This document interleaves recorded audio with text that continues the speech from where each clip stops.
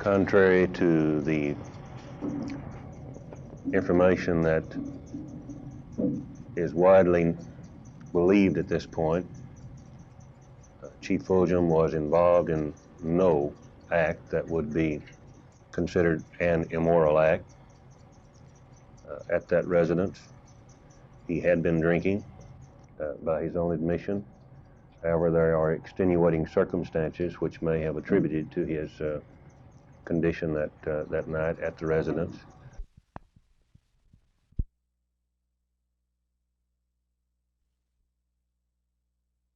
It is the duty of the City Council to determine a rate which yields a fair return and not more than a fair return upon the property that is used and useful in the public service, keeping in mind the need of the individual customer and the rate that he must pay, and the need of the utility company to serve the public and to attract capital.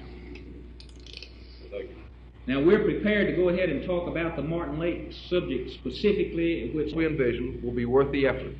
It's very clear, I hope, that there is no direct relationship that if you build a power plant, you do have to raise rates, because this is not the situation. Between now and 1977, many things could happen.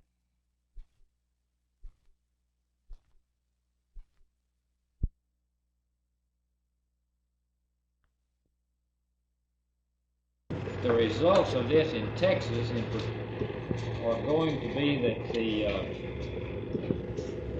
State Highway Department will run out of funds in January and will not be able to award any more highway contracts.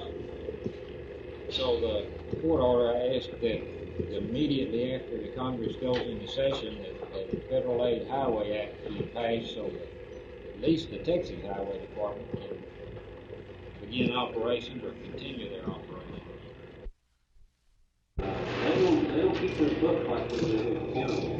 One of the judges will say, there's no real way of telling how much it will be working with because there's some $5 billion controlled in the federal. This is why I like to Before the regular session in January. Ask them in that resolution to me. I don't know how it felt about money.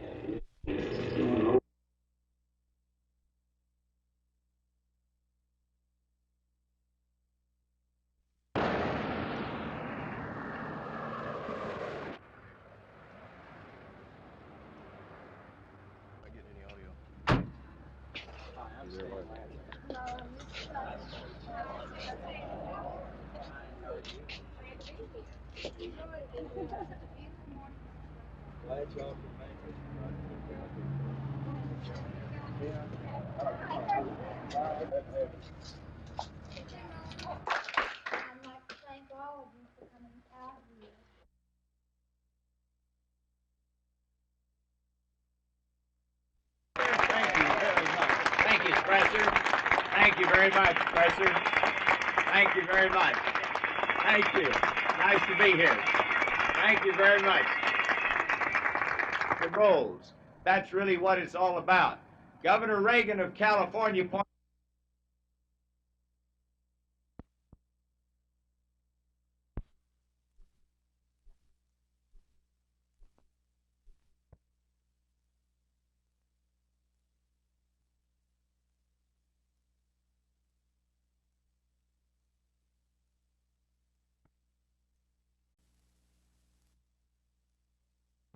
I'd like to call on him at this time to present the Governor of the State of Texas, the Honorable Preston Smith. Governor Smith.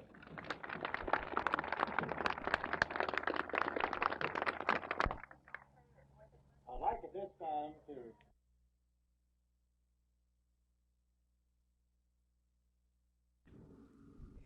in my opinion, the last ever to be constructed.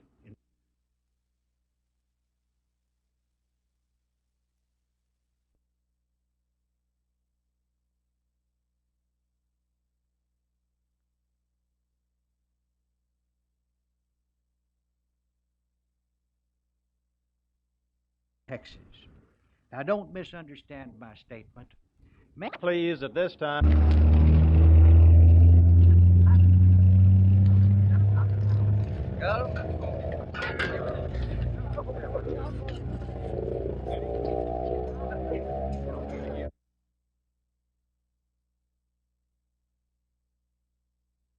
Telephone service. We cannot afford to jeopardize the effectiveness of that service, but consumer interest research and on other expert input to which we have access.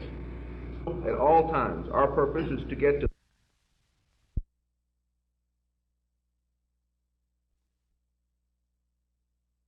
Oh, I think a great deal was, Jim. I think there's an awful lot of concern among the consumer groups that have come before us and among the members of the council as to why utility rates have risen so drastically, and the fact that the citizens of Dallas can't stand for any more rate increases, and what we as a council can do to bring about economies and do what we can to see that rates don't rise any further.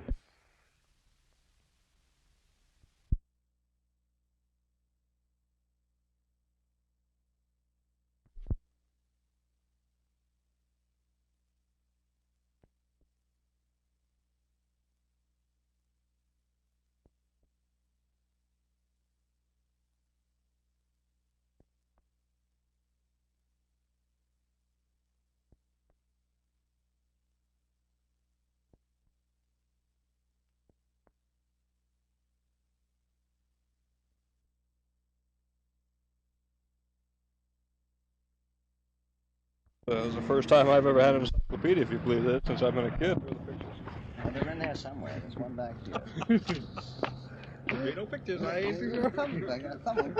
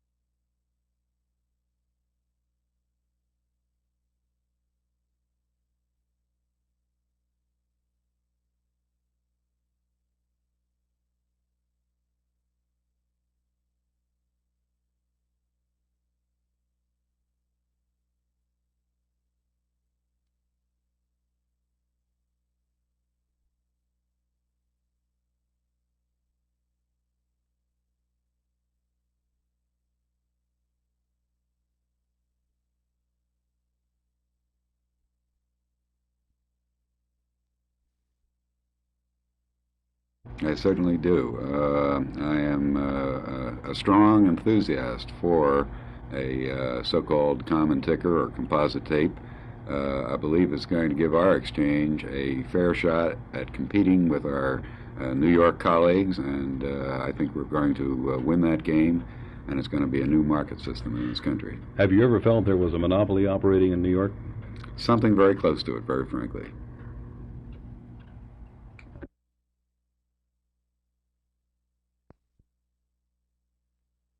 Now I ask you, if you were told this story was about ecology, would you believe it? Me too. But it is, as I learned when this deep, resonant voice boomed in my ear. Third award is the grand prize winner, and this is to R.T. Ezel, Jr. R.T., I hope you're here. Here he comes right here. Congratulations to you very much.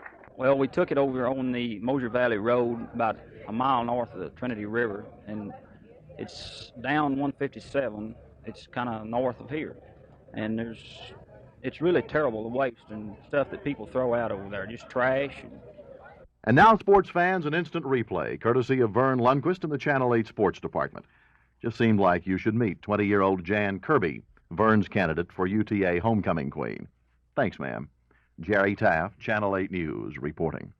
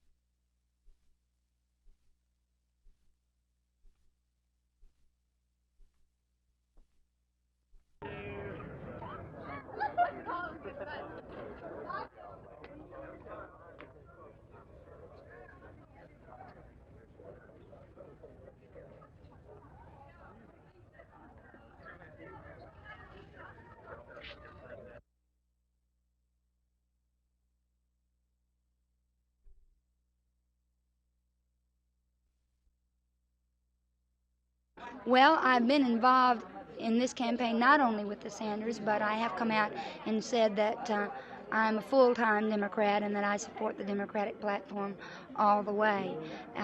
But on a specific door-to-door bell-ringing, handshaking type of campaign, this is the only one I've been involved in, simply because there's just so much time that one has, and I feel that I wanted to concentrate it for a cause that I felt was extremely important and one that I had a tremendous personal relationship to.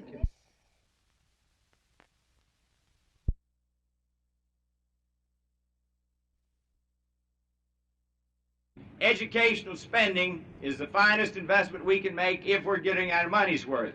But I can assure you that we're not getting our money's worth.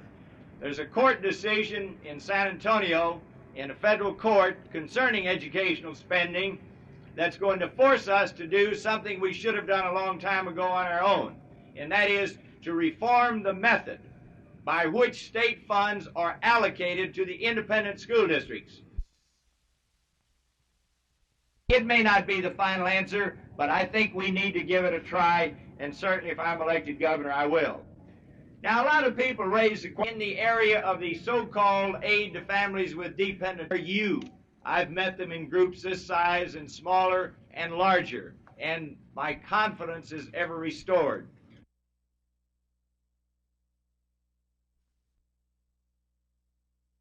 We called around the country trying to locate Allen Roberts and Associates of Atlanta. We investigated and inquired of the Atlanta Constitution.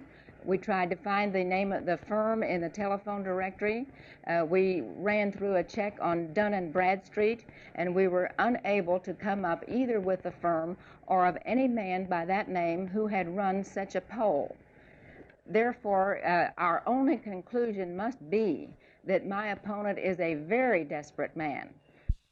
Our poll was conducted by an independent polling operation out of Atlanta, Georgia. We furnished the media with the name, the address, the telephone number. He gave them the information they desired. We feel the poll was very accurate in its return, showing us with 56% of the vote, my opponent with 30%, and the remaining undecided being 14%. I certainly don't consider myself to be a desperate young man maybe, but I'm not desperate.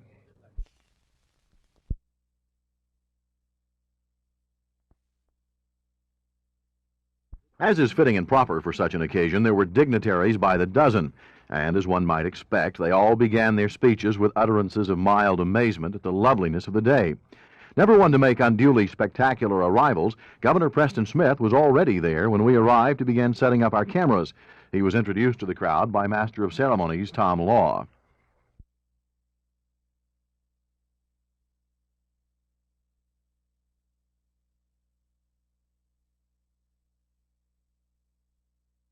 The Fort Worth State School for the Mentally Retarded is needed. We know this. And this school will be built. Dr. David Wade, Commissioner of Mental Health for the state, was also on hand today. He called the effort a momentous landmark. And what better place than Fort Worth to begin anew? What better place than Fort Worth, where the West begins, to open the doors to a new frontier in the delivery of services to those in need. Half a dozen shovels were passed around then. I think I should tell you they saved themselves the potential embarrassment of not being able to manipulate the shovels by playing in a symbolic sand pile. Jerry Taff, Channel 8 News, reporting. I can tell you that we did receive over 35 applications, some from newsmen, some from season ticket customers, some from potential season ticket customers. Most of the former managers made application. A good number of major league coaches, minor league managers, and I'm satisfied that after personally interviewing with Joe Burke almost 30 of these people, some just by telephone, but most of them in person, that the selection that we made yesterday, which was selection day, of Mr. Herzog is the best possible thing that we could have done. I read the stories too yesterday. In fact, when Mr. Short had called me, I was down in Florida with the Mets Instruction League team, and I was driving to the ballpark over to Al Lang Field to play, and I heard that Hauser had been named manager. And then when Short called, I thought he was calling me to tell me he had made his choice, and I said, well, you named Hauser, and it's fine. I think you made a good choice. And he said, no. He said, there's nothing to that. And so really, I'm kind of happy to be here. What time of the day, Whitey, was it that you first were informed? Well, Bob Short called me yesterday at 1 o'clock in the afternoon. And he got back to me, we talked a half hour, and I think he got back to me about 2 o'clock yesterday afternoon. And then I caught a plane yesterday evening out of Tampa. So you were in town last night, I guess? Yes, I was here last night. I came in on Braniff, and I was an hour late, and nothing against Braniff Airlines, but we left Florida. The plane was held up in Miami, and I got in here about 45 minutes late.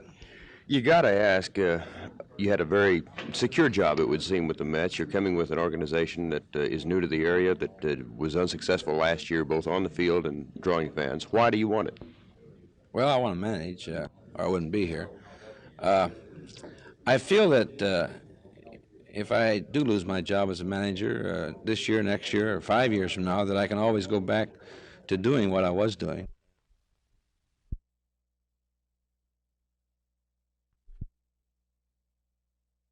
Well, it's just kind of a television first, Verne. You're the first one, I think, that's ever interviewed a guy that's ever got the MVP as far as the offensive linemen are concerned. I'm kind of surprised myself, so it's an honor that I really do look back on and say, well, that was last week's game. I just hope we can repeat again this week as far as the team is concerned, go out and win. Whether or not the honor is bestowed upon a lineman or anyone, I just think it's a team effort.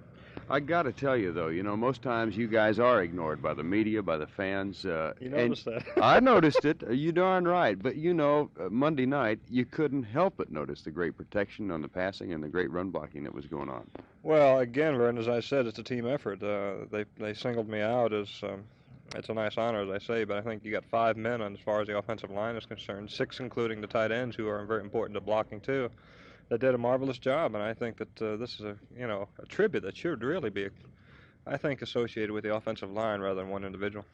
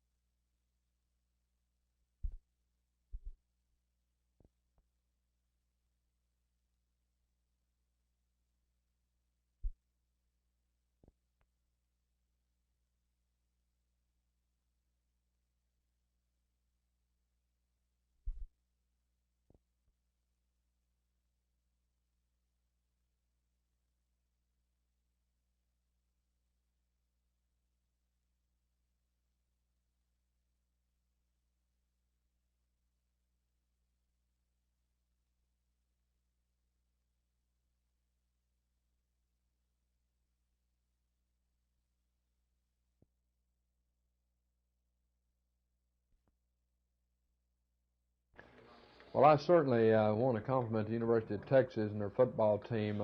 They have a fabulous rushing game. Anyone that can rush right at 400 yards against Arkansas and nearly 460 against Rice has to be executing as well as any team, college or pro, in the nation. And we do have a good defensive football team at SMU. We have an excellent linebacker in Leonard Carey, and I do think that we will present a much tougher defense for Texas to run against than, say, in the past 2 weeks.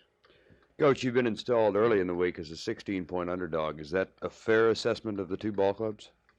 Well, I would say actually 16-point underdog University of Texas, based on the last 2 ball games and the way they've really manhandled Arkansas and Rice, is a real compliment to SMU, particularly since we play the game in Austin. The football team at SMU has a great respect for the University of Texas because Texas deserves this respect, but our team doesn't fear Texas. We feel that with an outstanding game by our football team and Texas helping us a little bit, we could win the ball game. And I think every team that Texas plays this year is going to have that opportunity or that feeling, the feeling that they could win the ball game.